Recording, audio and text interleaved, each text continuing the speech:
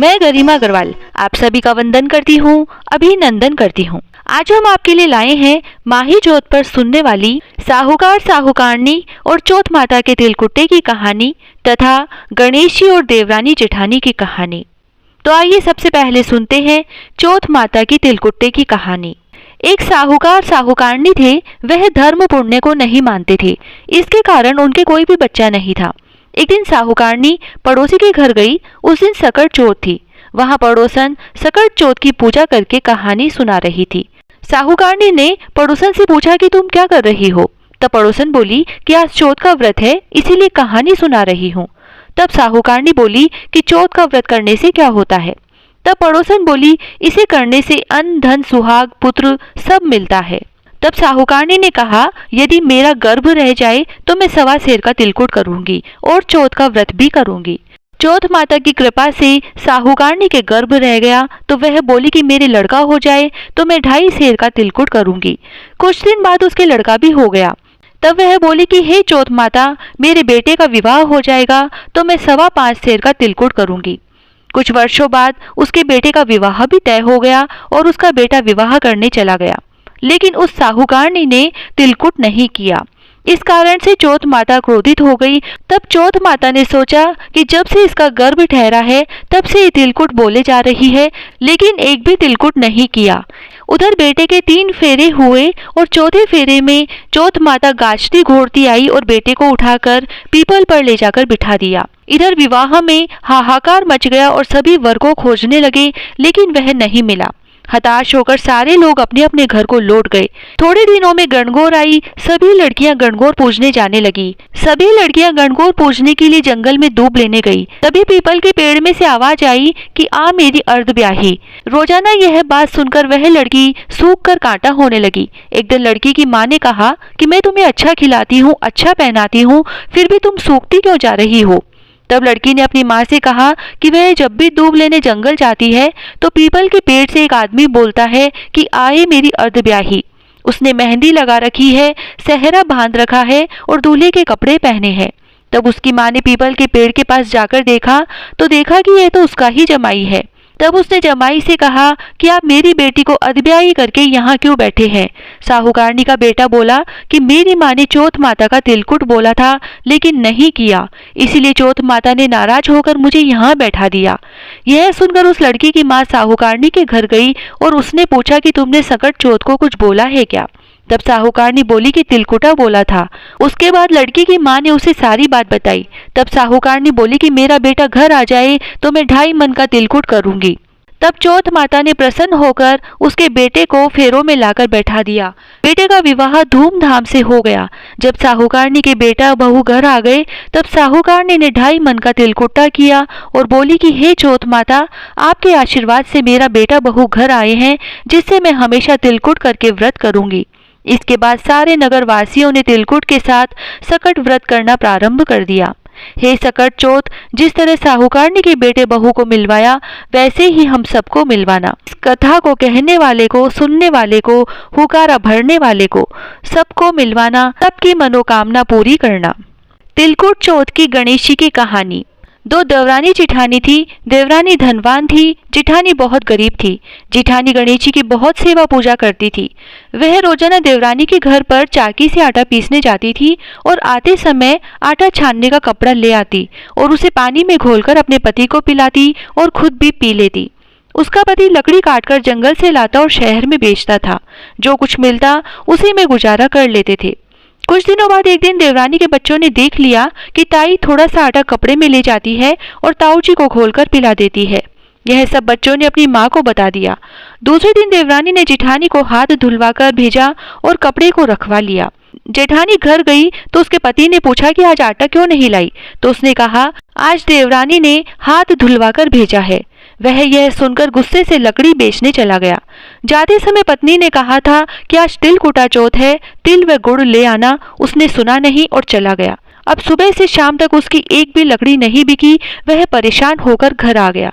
आते ही उसकी पत्नी ने पूछा कि तुम तिल और गुड़ लाए हो। तो पति को गुस्सा आ गया और जो लकड़ी बेचने गया था उन्हीं लकड़ियों में से अपनी पत्नी को मारने लगा और बोला कि लकड़ी नहीं बिकी तो मैं कहाँ से लाता तिल और गुड़।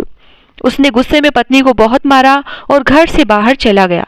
वह बेचारी खूब रोती रही और सिसकियां भरती रही। रात बहुत हो गई और वह दर्द से परेशान होती रही। आधी रात को चौथ बिंदायक आकाश मार्ग से जा रहे थे। चौथ माता को उसके रोने की आवाज आई तो वह उधर ही आ गई और दोनों चौथ बिंदायक ने आकर पूछा कि तुम क्यों रो रही हो।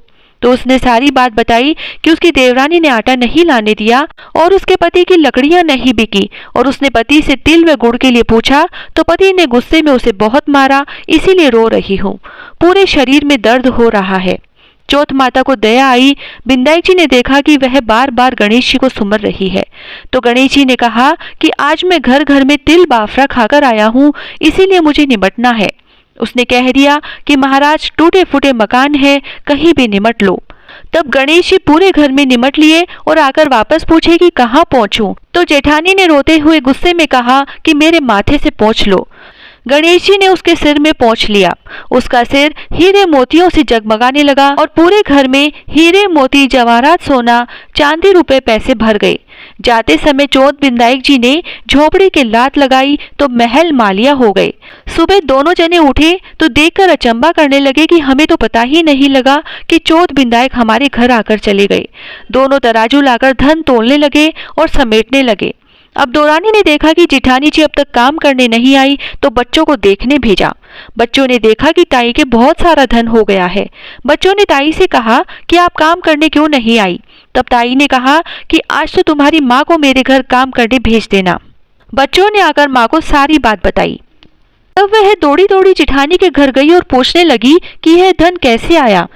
जेठानी बहुत भोली थी, उसने सारी बात बताई तो देवरानी ने कहा कि अब की बार चौथ आएगी तब मैं भी ऐसे ही करूंगी। 12 महीने बाद माही चौथ आई तो उसने अपने पति से कहा कि तुम मुझे बहुत मारो और जंगल से लकड़ी काटकर शहर में बेचकर आओ। उसके पति ने कहा कि हमें क्या जरूरत है लकड़ी काटकर बेचने की, गांव वाले सब हंसेंगे कि इतना धनवान व्यक्ति लकड़ी काटकर बेच रहा है। लेकिन उसकी पत्नी नहीं मानी और जिद करने लगी। तब वह गया और लकड़ी काटकर बेचने गया तो उसकी लकड़ी फटाफट बिक गई और वह घर आ गया। उसने अपनी पत्नी से कहा कि मैं लकड़ी बेचकर आ गया। तो उस पत्नी ने कहा कि अब मुझे मारो, आपके भाई ने भी पत्नी को मारा था। उसने कहा कि मेरे भाई ने तो गरीबी से परेशान होकर मारा था, तुम बिना कारण ही मार खाना चाह रही हो। लेकिन वह जिद करने लगी तो उसके पति ने उसको हल्के हल्के हाथ से थोड़ा सा मारा। रात को चौथ बिंदायक जी जब उधर से जा रहे थे तब दोनों ने विचार किया कि इसे झटका दिखाएंगे तब ही इसे अपनी गलती का एहसास होगा। चौथ बिंदायक जी दोनों उसके घर आए और पूछा कि क्यों रो रही हो? उसने कहा कि मेरे पति ने मारा। बिंदायक जी ने कहा कि हमें निमटना है तो वह बोली कि उसकी झोपड़ी तो गंदी थी, मेरे तो महल मालिया है, आज ही धोकर सफाई करी है, कहीं भी निमट लो। तब बिंदायक जी महाराज उसके पूरे घर में निमट लिए और पूछा कि कहाँ पहुंचूं? तो देवरानी ने कहा कि मेरे सिर से पोंछ लो, आज ही सिर धोया है। बिंदायक जी महाराज पहुंच लिए और चौथ बिंदायक दोनों रवाना हो गए। अब सुबह उठी तो देखा कि सब जगह बदबू ही बदबू आ रही है, खुद के सर से भी बदबू आ रही है।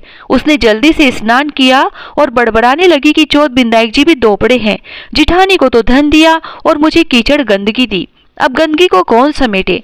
उसने अपने पति से कहा किसी से पूछो कि क्या करे। सब कहने लगे कि गणेश जी से ही जाकर पूछो। तब वह ढूंढते ढूंढते गए तो गांव के बाहर जाकर देखा तो गणेश जी महाराज बैठे थे। उनसे जाकर पूछा कि आपने ऐसा क्यों किया? तो गणेश जी ने कहा कि वो तो धन की भूखी थी, धन होते हुए भी उसने कभी अपनी जिठानी की सहायता नहीं करी। तब उसका पति माफी मांगने लगा कि महाराज धन नहीं चाहिए, आप अपनी माया समेटो। गणेश जी ने कहा अब तो माया तब ही समेटेंगे जब तुम आधा धन अपने भाई को दोगे। वह घर आया और पत्नी को डांटने लगा कि अब आधा धन वापस दो, तुमको ही धन की भूख थी, अब आधा धन जिठानी को दो, नहीं तो गणेश जी अपनी माया नहीं समेटेंगे। तब देवरानी ने जिठानी को बुलाकर आधा धन दिया, लेकिन 2 खुगाले चाकी के नीचे रख दिए और सारा धन आधा आधा कर दिया। अब वो 2 खुगाले के 2 सांप बन गए और उनको खाने आए। वापस गणेश जी के पास गए तो गणेश जी ने कहा कि तुमने कुछ छिपाया है। उन दोनों ने गणेश जी से माफी मांगी और आधा धन भाई को दिया। तब जाकर गणेश जी ने अपनी माया समेटी। वह दोनों अपनी गलती पर बहुत पछताए। हे चौथ बिंदायक जी, जैसा जिठानी को धन दिया वैसा सबको देना और देवरानी को दिया वैसा किसी को मत देना। कहता ने सुनता ने हुकारा भरता ने आपने सारे परिवार की रक्षा करना। जय श्री राधे।